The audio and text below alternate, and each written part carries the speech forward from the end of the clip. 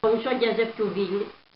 Allora, in Naiaccio c'era un mercante in grosso che aveva fatto affari meravigliosi e andava tutti l'anno a servirsi a Bocchera.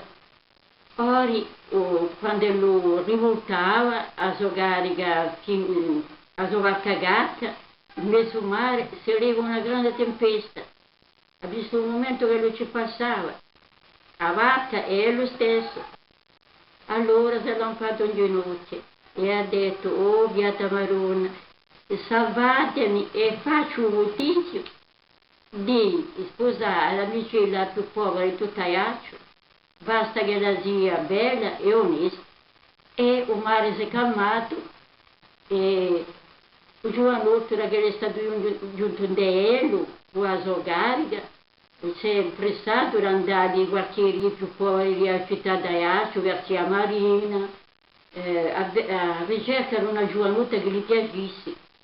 Ora, trovava, visto che lui era un riccone, perché in un momento chiamavano un po' un giorgiase più vili, non trovava che giovane piuttosto facile, che gli erano la miseria.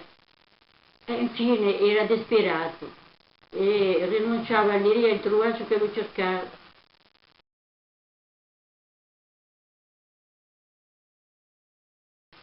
Quell'uomo, sortendo in una piccola strada, era una zitillona lì, a poco preso 14 anni, che aveva tutta vestita di nero, i capelli strinti in una lunga treccia e sotto il suo braccio aveva un pacchetto di libri.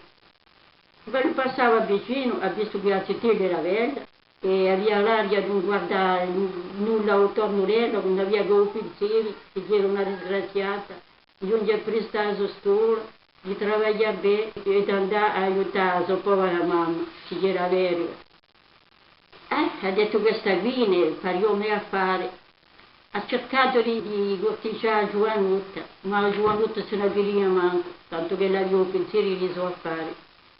Allora alla fine ha detto, beh, voglio andare a bere a mamma. La mamma giustamente era rientrata presto quel giorno perché era un poco malata e era rivoltata di poi in menage dove la lavorava. E le si è presentata e ha detto, io vorrei a vostra figliola. La mamma ha detto, voi vi volete ridere di noi? Pensate un po', guardate la volere figliola, io non vi conosco io. Certo, io so già se più figlio, non ricordo, non siamo disgraziati. Andatene, a mio figliolo non è mica bene, vi sbagliate. Siamo poveri ma siamo onesti, non ci comprano mica noi. A quel momento la zitillona un dia era a scuola e ha teso un discorso.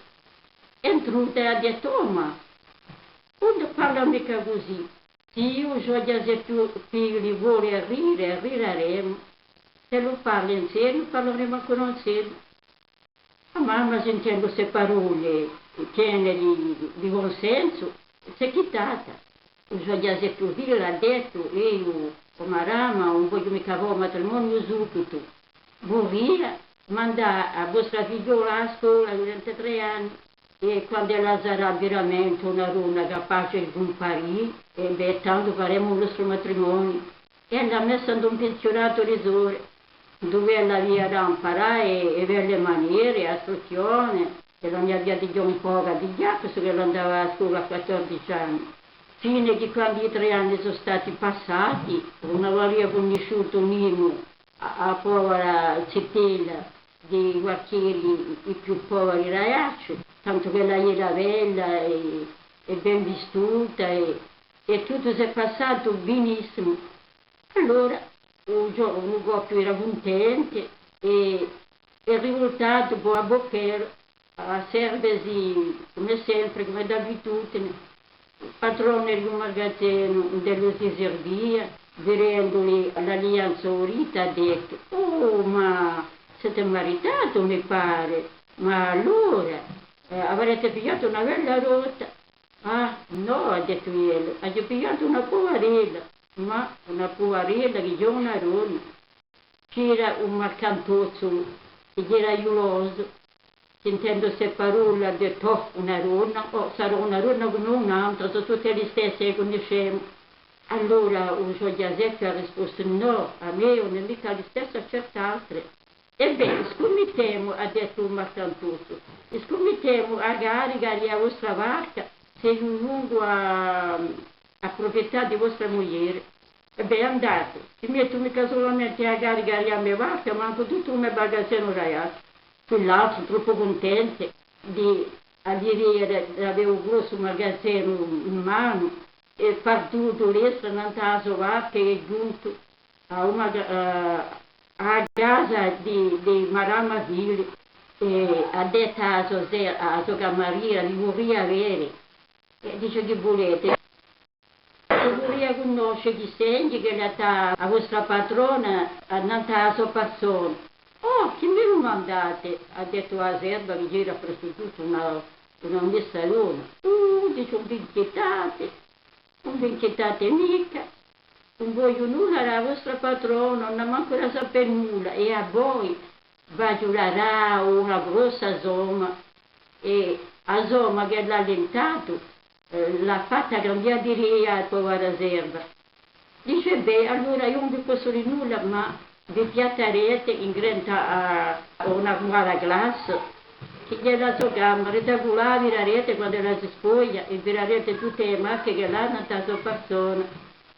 E così è stata fatta. A Serba aveva pigliato la chiave per più precauzione. E infine gli ha visto che l'aveva una tasca alla manca, una grossa ruga. Questa chi non è bastata. Un Marcampuzzo ha ripigliato a sua barca e trionfante è giunto e ha trovato un Giuseppe Ville che aspettava. Ah, dice, beh, a Vaglioletta e vostra moglie torna una ruga a tasca alla manca. E quell'altro è diventato pallido come un morto, è diventato pallido ed era contrariato. E ha dato tutto il suo magazzino e ha dato a Racca, piena di roba. Quando è stato un momento di ritorno, come i Serbi hanno annunciato a signora Vili, suo marito, era di ritorno e parlato al porto come d'abitudine. E l'ha voluto abbracciare, ma lo curioso l'ha mandato un ciaffo. Disgraziata, non sapeva più come pigliare la cosa, non ci capiva nulla. Infine lui era talmente triste e disperato che gli diceva mai buongiorno. E quando ella li interrogava, lo scappava, non c'era mai messo di riscorrere insieme. Ah, viene, un giorno un marito l'ha detto, oh, passi una cattiva vita, ci vuole quantunque il tuo sorto un po', c'è un mio vicino che giunge a Roma e vorrei che tu sorti con lui, perché io mi sento male, non ho mica il coraggio di sorte. E la povera donna si è trovata rallegrata, ha detto forse finiscerà questa vita, la disperazione, forse mio marito va meglio, perché questa che è malata fa come lo face. E è partita e in cadicino con il vicino di un marito, che non era mica un vicino sgraziatamente. Giunto che li sono stati in campagna, e ella l'ha detto, ora deve ritornare quantunque. Ah, l'altro era triste e disperato. Dice, sì, veniamo, che ora deve ritornare. Ah, dice, è stata assente, mi dispiace che non ho mica il coraggio di tombare, non ho mica il coraggio. Perché? Ma avete la tombata? E dice, hai l'ordine da vostro marito di tombarvi. Ma siete troppo bello, non vi posso mica tombare. E ha pigliato una spada che l'ha via e ha tolto un giacarillo che era con lui. Ha pigliato un mandillo, l'ha attaccato in due sangueria a Iagar e poi è rivoltato e ha allagata con la sola in quella macchia, abbastanza lontana dagli adaiacci. E la tinta si è cascata svinuta e si è passato non so mica quanto tempo, la puraria lì. Ah, Gine, è stata spartata dalla Baggio Lungiagaro a Bartolucci e si trovava stonata lì in quel luogo, mezza spogliata da tanti ramagioni che l'avevano attaccata, da tante cascate che l'aveva fatto. Al fine che era due banditi d'onore che erano là, si trovavano là. E hanno detto, ma com'è che voi siete disgustato? Vi posso indicare come è che sono disgustato. Di lui a secco, la vi posso indicare, io la li volevo indicare. La vostra famiglia non ne ha più. E che te l'ha diventato? E beh, so che posso, voleva lavorare. E lui bandita ha avuto pietà di questa povera donna. E senza più domandare spiegazione l'hanno portata nella città, mettevo di Bastia, dove ella si è ingaggiata in un hotel. Si è ingaggiata in un hotel e quella là aveva la sua bellezza, la sua razia, tutta la sua maniera, attirava assai clienti. Il padrone ne era contento, ma ella stava sentendo sempre tutte le conversazioni che la sentiva qua attorno a ella, con la speranza di avere qualche notizia di un marito. Un bel giorno, c'era giustamente lui i paesani che discorriano e uno diceva, qual è che la variaretto, un giorno se più viva, l'aria non è scemo, la può mica sopportare la sparizione di moglie. Povero, ha perso il suo magazzino, ha perso la moglie. Ad diventare scemo, questo la può mica sopportare. E l'antesi ha detto, la può mica sopportare, ad diventare scemo. E tutto questo voglio andare a vedere ciò che si passa, è troppo forte. E ha detto al suo padrone, sono già 2 anni che io lavoro in Deboio, ma ti è mai arrivato un giorno di così? Ah, dimmi, vorrei che voi mirassero un giorno, un poco di giorni di così. È troppo giusto, ha detto il padrone. Ma vorrei non trappare da voi, vorrei che voi mi prestiti uno di questi costumi. C'è la vecchia a taglia di salone, quella del suo padrone, erano poco preso, tutte e due vini, tutte e due abbastanza mezzani. Infine che in costume del padrone andavano a Serba. E che pomeriggio c'è uno di questi grossi libri che l'aveva rimarcato in una biblioteca. Beh, si può vedere che questo, vorrei che pomeriggio, perché ho pagato l'originale, perché poi mi l'ho mandato. Vorrei che voi mi dite che voi avete lavato di un mio costume e di un mio libro. Per un momento mi non mandate nulla, la verificherò più tardi, vi prometto. Ella si è vissuta e andavo con questo faria fatto parella. E con il suo libro sotto il braccio faria veramente un dottore. Allora se n'è andata. E giunta con Naiaccio che la conosceva così bene, è andata vicino alla casa dove abitava il marito e l'ha visto che sortiva in tria con la palla, lo spazio, pareva un becco e la si è avvicinata. Oh amico, io vorrei cambiare di casa, sono mal installato, sono un gran dottore toscano, pisano. Sono un gran dottore pisano che vorrei, sto un po' con corsi che mi piace quest'isola, sto riposo. E un grande corrente di simpatia è passato, l'ha messa i ruioni, si promenavano insieme sovente. Allora un giorno un gran dottore dice al suo Giaseppe, ma siete malati voi, vi vedo, siete tutti i giorni più pallidi. Siete tutti i giorni più faticato, ditemi ciò che voi avete, vi vorrei visitare.